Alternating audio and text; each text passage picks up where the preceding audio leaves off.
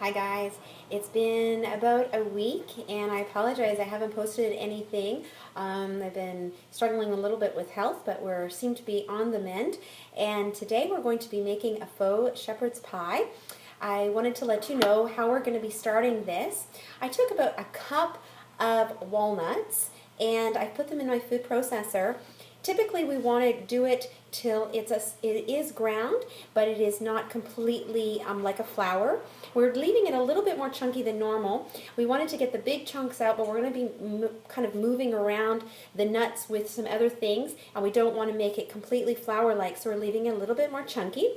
We have 4 cups of parsnips cut into some big chunks. They're boiling on the stove right now. And I have, I think, 4 cups of frozen corn, that is thawing in a bowl over there. So it's kind of a mix between raw and vegan cooking. Our meat for the shepherd's pie is going to be raw, and our frozen corn is raw unless we warm it up. And then our top faux potato, which is going to be made with parsnips, is going to be a vegan topping. And so here we go for our raw nut meat. So again, 1 cup of walnuts, 1 cup of mushrooms, and I really like white mushrooms. I find that I actually sometimes have allergic reactions to the other mushrooms. And the white mushrooms, I like the flavor. So you can see 1 cup of white mushrooms. And again, our coconut amino acids, and we're doing 1 tablespoon. This is a half a tablespoon here. And we're just putting it all in. Amino acids are so very important. Through my sickness, I really got depleted in amino acids, and I've been craving starch really badly. I did some research today, and I just started taking some glutamine to help replenish some of the things that my body has been depleted in through my sickness. So definitely, as much as you can, do use your amino acids if you are vegan or vegetarian and not having red meat. And then we're going to be using our apple cider vinegar. Here it is. I tried to surround myself with all of our goodies, but I have to try to find it here. So, 1 tablespoon.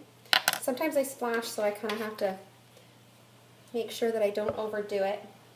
We're going to put a teaspoon of olive oil. And it's about a half a teaspoon of salt, but I'm just going to throw in a little bit there with my fingers.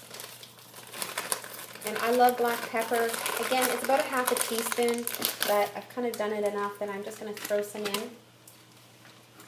I don't want to make this video too long for you folks. And about a tablespoon of parsley.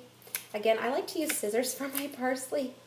Again, it's going in the blender, so it's not really important how you cut it. It's all going to be minced up. Really, you can't overdo your parsley. It really just helps bring some color, messes with your brain a little bit that you're actually having ground beef. And then this is the fun part. We need to get like a little thing here. This is a half a teaspoon, so I'm just going to be kind of filling it up halfway.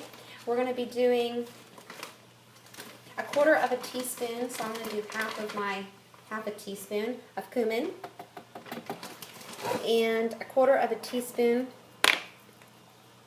Again, I'm just filling up my half a teaspoon here, halfway. Sometimes it's a little bit tricky. It wants to put way too much in. There we go. Coriander. And there we go, my paprika. A 1/4 of a teaspoon of paprika. And really, you can play with the spices. If you like it a bit stronger or a bit weaker, you can put a little bit more, or otherwise, you know by now that I kind of like spicy food. And then, of course, the chili powder. You know I like my chili powder, especially when it comes to faux meats. I actually make a Mexican faux meat that I really like too. And there's the chili powder.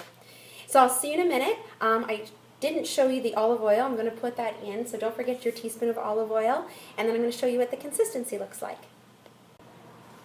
Okay, so we've put all of our stuff in the food processor.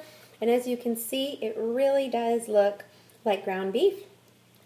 It does only takes a few seconds to really make that look great, and you can kind of put your food processor on and then turn it off and just kind of scrape away the sides if it gets stuck, and then make sure it's nice and clumpy. You can make meatballs out of this too, but again, we're going to put it in our faux shepherd's pie. I'm going to make sure that I whip up my parsnips really nice with some vegan butter and some salt and pepper, and put my corn in. We're going to layer it, and we may even throw some vegan cheese on the top and put it in the oven just on a very dehydrating low temperature, just to make it nice and warm so that we can have something warm to eat for supper. I'll show you the finishing product in a few seconds. Okay guys, we're ready to put it in the oven. I just wanted to let you know about our mash. So we did put in a half a tablespoon of garlic, about a tablespoon of vegan butter, a pinch of salt, and I threw a splash, I'm going to guess, about a quarter of a cup of almond milk into it. And I also decided to put a cup and a half of corn and a cup and a half of peas instead of 3 cups of corn. And then we grilled up 1 onion on top of the raw faux meat also. So I'll let you know, before the oven, this is what it looks like.